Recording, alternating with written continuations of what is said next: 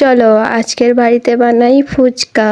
So hello everyone, আমি রচনা, আমার একটা মিনি ব্লগে তোমাদের অনেক ওয়েলকাম। দিনটা ছিল রবিবার, বিকালে খুব জোর খিদে পেয়েছিল।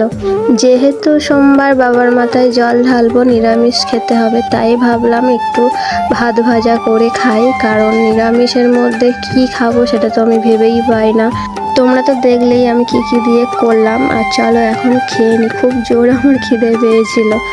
এখানে আমি হাওয়া খেতে খেতে খাবারটা খেয়ে নিয়ে রান্নাটা করে নিয়ে চলে এসেছি জিরে মরিচগুলো গুঁড়ো করতে।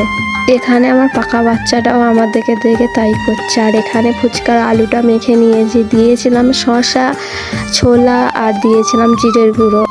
জিরে মরিচ গুঁড়োটা আমি টক জলে আগে দিয়ে দিয়েছিলাম। যাই হোক, ফুচকাটা কিন্তু নিরামিষ হলেও খুব সুন্দর খেতে হয়েছিল। ভিডিওটা কেমন লাগলো অবশ্যই কমেন্টে জানাবে, আর তোমরা কারা কারা ফুচকা খেতে ভালোবাসো সেটাও বলবে।